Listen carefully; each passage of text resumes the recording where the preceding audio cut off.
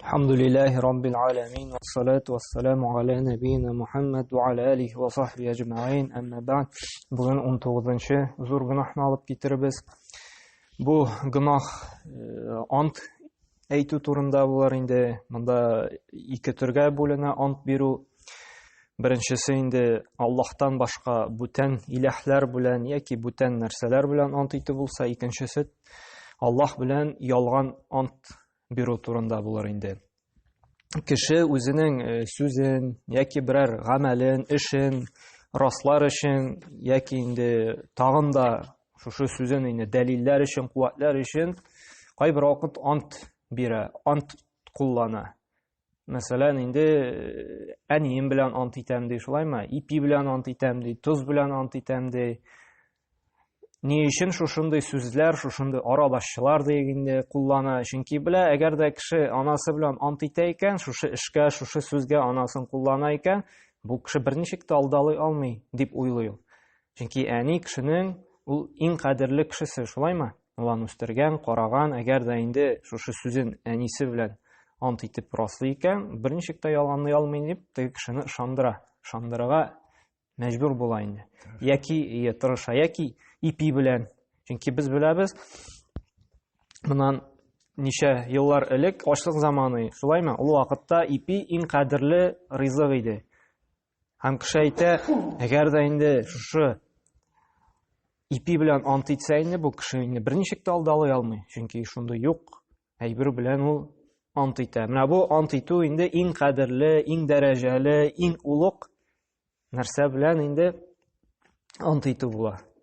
Нәрсә булса шундый теге зур илаһи дәрәҗәгә күтәрәсең икән, хөрмәт итәсең икән, дәрәҗәле дип саныйсың икән инде, син шулай бер белән инде ант итә.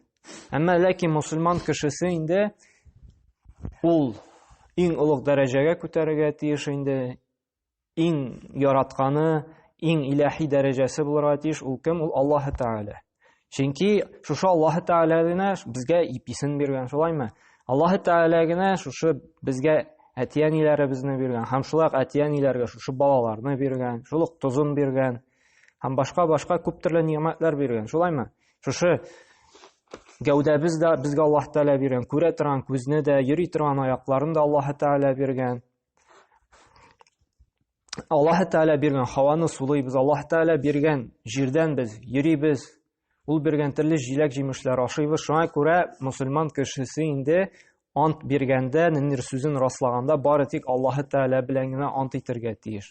Мәсәлән, биллаһи, валлаһи, таллаһи, Аллаһ белән генә ант итәм, менә шулай булды дип. Әгәр дә инде мусульман кешесе Аллаһтан башка бүтән нәрсәне инде Аллаһтан да дәрәҗәлерәк, үстенрәк күреп, ипи белән, әни белән, туз белән анда, һәм башка төрле иләһләр белән ант итә икән инде, бу вакытта инде бу харам, тыелган гамәл эшләгән була һәм зур гөнаһлар кылган була. Чөнки Пәйгамбәр саллаллаһу алейхи ва сәллям әйтте, бу сүзләргә инде дәлил булып тора.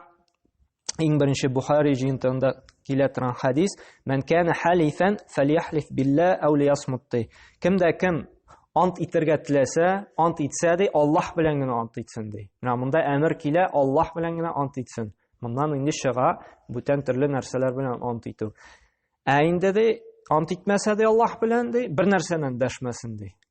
Менә бу беренче безнең дәлил булды. Икенче дәлил безнең Абу Дауд һәм Тирмизи җыентыгында килә торган сахих хадистә Пәйгамбәрбез әйтте: "Ман халафа би гайрилла фақат кафара, ау фи лафз фақат ашрака" ди. Кемдә Аллаһ Тәгаләдән башка бүтән нәрсә белән ант итә икән ди, бу вакытта Аллаһ Тәгаләгә карата күфрлек кылды. Икенче риваяттә килә, Аллаһ Тәгалә тиңдәшлек кылды ди. Ни өчен? Әйттек бит, ягъни Аллаһ белән бер рәттән шундый бүтән нәрсәләрне шундый улуг, зур дәрәҗәгә күтәргән була. Ә без нәрсә дидек? Мусульман кешесе Аллаһ Тәгаләне генә ул шундый улуг, зур дәрәҗәләргә күтәрергә тиеш инде. Һәм шулай ук Пәйгамбәр саллаллаһу алейхи ва сәллям әйтте, Бухари һәм Муслим җыентыгында килә торган хадистә инде: "Ман халафа фaqala fi halfihi billati wal uzza falyaqul la ilaha illa Allah" диде. Әгәр дә кем ялгышты, Лат һәм Узза белән ант итсә ди, элек беләбез, Пәйгамбәр саллаллаһу алейхи ва сәллям шушы ислам диненә чакыра башлаганчы гарәпләр Лат һәм Узза дигән иләхкә табыналар. Һәм ислам диненә килгәч тә инде бу шуң хәтлек телләрендә күнеккән булган, шушы Лат һәм Узза иләһе белән ант итү. Хәтта алар аны аңламыйчы ялгыш инде теге авызларыннан чыгып китә торган булган. Менә Лат вә Узза белән ант итеп әйтәм, шулай. Һәм Пәйгамбәрбез әйтте, әгәр дә ялгыш кына хаталанып инде шушы бүтән иләһ белән ант итсәгез ди, шул ук вакытта ук ла илаһ илляллаһ дип әйтегез ди. Ягъни хакыйкый илаһым гыйбадәткә Аллаһ Тәгалә генә дип.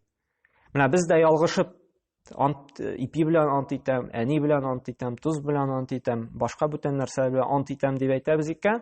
Шул вакытта аңлап алабыз икән, без дөрес эшләмәдек. Бу вакытта инде без шулай ла илаһ илляллаһ дип әйтеп куйырга тиешбез һәм Аллаһ Тәгаләдән инде гафу истигъфар сорарга тиешбез. Һәм телебезне инде күнектерергә тиешбез, Аллаһ белән генә ант итәргә инде. Бу беренче мәсьәлә булды. Бу әле дөрес булган, сахих булган әйберләр, эшләр белән генә үзебез чынлап та эшләгән әйберләр белән ант иткәндә генә куллана торган. Бу беренче төре булды антның. Икенче төре антның ул ялган ант итү. Ялган ант әйтү Аллаһ Тәгалә белән, Аллаһ исеме белән ант итү. Мәсәлән, берәр эш эшләмәдек икән, бездән сорадылар, син шушы эшне башкарып чыктыңмы дип.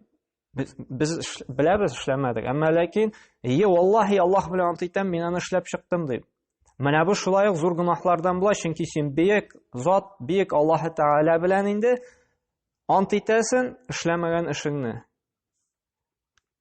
Һәм менә бу шулай зур гынаһлардан санала. Һәм бик куркыныч хәдисләр килә, каты газап белән, кыямәт көндә Аллаһ Тәгалә ачулы булыр дип, кем шулай итеп ялган ант белән куллана. Мәсәлән, сәүдәдә кулланып була. Берәр нәрсә сатырга телибез икән, без беләбез. Менә бу безнең азык-төлек сатабызмы анда, машинаны сатабызмы? Мәсәлән, машинаны алып, мисал өчен, беләбез, машина анда майын ашыймы, анда радиаторыннан антифриза ага, шундый кимчелекләр бар.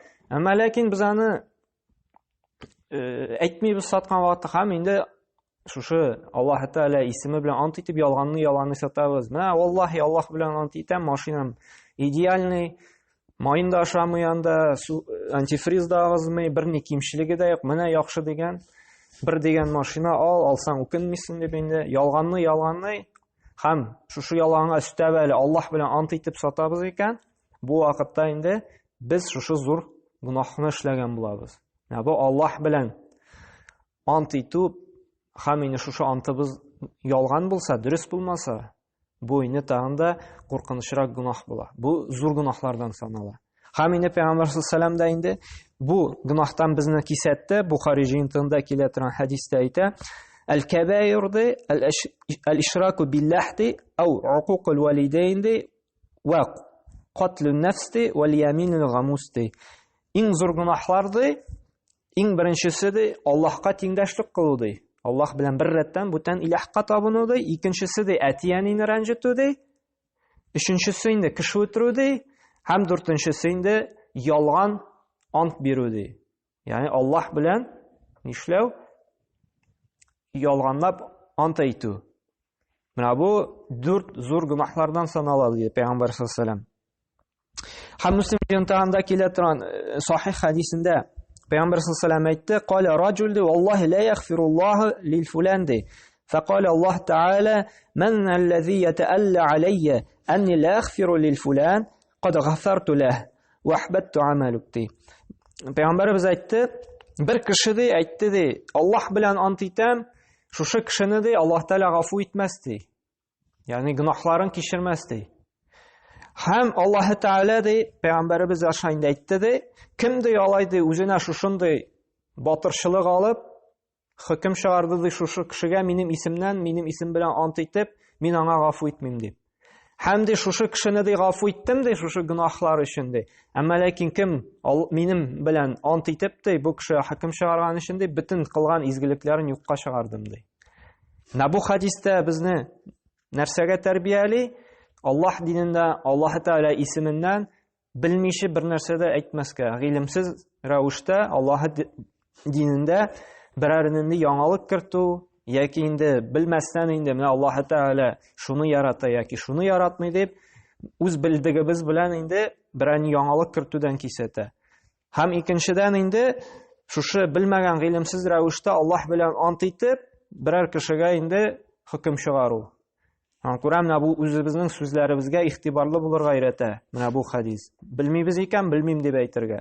Һәм бер кашан да ярамый кешегә хөкем чыгарырга. Сине Аллаһ Тәгалә кичерми, сине гафу итми, син җәһәннәм әһле анда, син тамукка керәсең дип. Андый батырчылыкны без үз өстебезгә алырга тиеш түгел. Чөнки бу Аллаһ Тәгаләнең карамагында. Теле икән гафу итә, теле икән газаплап, аннары җәннәткә кертә. Әмма ләкин әле шуңа өстәп Аллаһ белән ант итеп, кешегә хөкем чыгарырга ярамый. Бу Аллаһ Тәгаләнең. Без анда кисәтергә мөмкинбез. Бу бит начар эш, бу җәһәннәмгә илтә торган эш, тәүбәгә кил. Аллаһ Тәгалән гафу сора, намазга бас, изгелекләр кыл дип. Әмма ләкин әйтергә ярамый. Син җәһәннәмгә керәсең, син җәһәннәм әһле дип инде. Бу хадис безне тәрбияли. Гыйлем белән, билем белән генә белгәнебез кадерле генә сөйләшергә. Һәм өченче дәлил Муслим җыентыгында килә торган шулай сахих хадисләрдән Пәйгамбәр саллаллаһу алейһи ва саллям әйтте: "Саласатун ла юкаллимухумуллаһу яумал қияма ва ла юзаккихим ва лахум азабун алим. Ал-мусбилу изаруху вал маннану вал мунфиқу сил'атуху бил хальфи кәзибти." Үч кеше белән ди Аллаһ Тәгалә кыямәт көнендә ди сөйләшмәсте һәм аларга берни аклану да булмасты, ягъни гынахларыннан да арындырмасты һәм аларга бик каты газап булыр ди. Иң беренчесе ди мусбилу изарихи ди. Ягъни изарын исбәл кылып йөрү. Бу иракларга кагыла инде, теге тубыктан аста төшә икән инде, изар инде. Бу шулай ук шушындай зур гынах кылган була. Һәм икенчесе мәннән. Мәннән ул шундый төр кеше, берәр кешегә изгелек кыла икән, ярдәм итә анда акчалатамы, яки инде алып кайтып куя, илтеп куеп, кирәк икән, кирәкле сораган хаҗәтләрен үти икән инде. Һәм шул вакытта исенә төшереп тора икән даими, менә мин сиңа гел булышам, мин сиңа шул вакытта шуны алып кайтып биргәнем, сиңа шушыны биргәнем, без сиңа ярдәм иткәнек дип. Менә мондый кешегә инде кыямәт көндә дә бик каты газап булыр ди һәм Аллаһ Тәгалә сөйләшмәстән мондый кеше белән. Чөнки без кемгәдер булса изгелек кылдык икән, кылдык та онытырга тиешбез. Аны һәр вакытта кешегә искә төшереп торырга тиеш түгелбез. Һәм гомумән искә дә төшерергә тиеш түгел. Бер тапкыр булса да кешегә изгелек кылдың, син онытырга тиешсең. Син Аллаһ ризалыгы эшләргә тиешсең, кеше өчен түгел. Эшләдек икән изгелекне, онытыйк. Һаман искә төшереп тормыйк. Менә без сиңа шул вакытта шулай итеп ярдәм иткәнек, шул вакытта син анда җыелып акча җыйганыек, һәм башка шундый изгелекләр кылганыек, син анда безнең сүзне тыңламыйсың, нитмисең. Шулай кылган изгелекләрне искә төшереп торабыз икән, ул кем була? Мәннән була. Шушы мәннән белән инде Аллаһ Тәгалә кыямәт көндә нәрсә ди? Сөйләшмәстә ди, һәм каты инде газап булыр ди. Һәм инде өченче төре, менә безнең бу бүгенге тема буенча инде үзенең дә товарын ди Аллаһ белән ант итеп ялганлап сатучы ди. Менә без әйтеп киткәнек бит инде. Мәсәлән, шул машина белән мисал китердек. Аның машинаның кимчелекләре бар, анда ширеп биткән, анда бик начар. Әмма аңа карамастан ул ялганны мактап сата. Яки анда азык-төлек сата, анда инде менә бик свежий дип анда аның хаклыкта аның азык-төлеген инде теге срогы чыккан була, бузык булган була. Ул аңа карамастан бер ялган өстенә ялганлап, антлар бирә. Валлаһи, таллаһи, биллаһи, Аллаһ белән ант итәм, бик яхшы менә свежий, бик яхшы инде продукция дип сата икән. Шул ук менә бу Аллаһтан каты газап булачак. Чөнки сатканда да, сәүдәдә дә безгә гадел булырга кирәк. Нинди генә товар булмасын, без аның кимчелекләрен беләбез икән, җитешсезлекләрен белсәк, без аны әйтергә, бәян кылырга тиешбез. Менә моның шундый кимчелекләре бар. Аны инде машина булса инде менә мая агызанда, бу җирендә шундый кимчелеге бар, бу ватылып чыгарга тора, яки азык-төлек булса, менә хәзер инде 1-2 көннән срогы чыга, аңа тәм кергән, без аны әйтергә тиешбез, аны яшерергә тиеш түгелбез. Шуңа күрә менә нинди генә гамәл кылсак та, без гадел булырга тиешбез һәм дөресен генә сөйләргә тиешбез. Әле шуның өстенә ялган ант кылсак инде, без нәрсә? Шушы куркыныч Аллаһның каты азабына керәчәк без инде. һәм дүртенче хадис булып тора. Бу шулай Муслим җыентында килә торган сахих хадисне Пәйгамбәр саллаллаһу алейһи ва саллям әйтте: "Ман халафа алал ямин лияқтуа биха мали имрин муслимин лaqi Аллаһу ва хуа алейхи гадбан. Qila wa in kana shay'an yasiran qala wa in kana qadiban min al-arak" диде.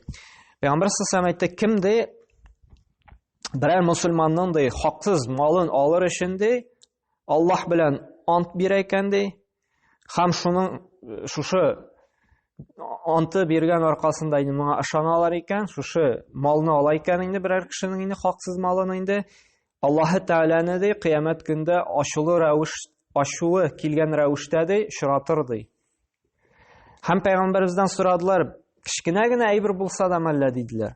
Пәйгамбәр саллаллаһу алейһи ва саллям арак агачы бар бит, теге мисвак бар бит, теш чистарта торган. Шулай менә хаҗга барсагыз, менә күргәнегез бардыр, анда күп кешеләр шушындай мисвак белән агач, ул арак агачының бер ботагы диек инде. Шул белән теш чистарталар. Менә шушындай хәтта хаксыз ди. Шушы мисвак агачын ботагын гына алсагыз да ди, сез шуның өчен инде җавап бирәсез ди, шуның өчен дә Аллаһ Тәгалә сезгә ачулы булыр ди. Һәм менә бу хадис безне нәрсәгә өйрәтә, нәрсәгә тәрбияли? Менә бу кешенең хаксыз әйберен алырга, яки инде берәр, мәсәлән, җинаят кылды икән берәр кеше, һәм син аны инде күрмәдең икән, һәм сиңа акча төртеп монда, яки болай сорапмы инде, менә шул җинаятны кылды, син күрдем дип әйт әле ди. Һәм инде тагын да дәлилләр өчен антта бир әле дип, яра дип ризалаша икән, һәм менә ул җинаятны шул эшләде, мин күреп тордым, менә ант итәм анда, Аллаһ белән, валлаһи биллаһи таллаһи дип антлар китереп әйтә икән инде. Менә бу шушы хаксыз кешенең шушы кешегә инде зулымлык кылган була. Яки анда мал бүлешкәндә, хезмәт хакы алганда һәм башкаларда, менә мин күбрәк эшләдем, ул тегеләй булды, ул анда инструментын бирмәде, һәм башка төрле сәбәпләр табып инде антлар бирә-бирә хаксызга мал үзләштерә икән инде, бу шулай Аллаһны инде кыямәт көндә ачулы рәвештә чыратыр ди. Һәм менә шуңа күрә һәрбер нәрсәдә дә менә бу ислам дине инде гаделлеккә чакыра. Шушы ант биргәндә дә без үзебез эшләгән эшләргә генә, үзебез күргән нәрсәләргә генә, дөресен генә ялганламыйча сөйләргә тиешбез. Һәм ант биргәндә дә Аллаһ Тәгалә белән генә ант итеп, дөресе белән генә ант итәргә тиешбез инде. Һәм бер кайчан да кеше хакына, кешегә зулымлык кылудан инде без сакланырга тиешбез. Һәм инде күргәнебезчә, әгәр дә кеше ялганлап инде ант бирә икән, кеше хакына керә икән, инде Аллаһны ачулы килеш һәм инде каты газапка дучар булачак.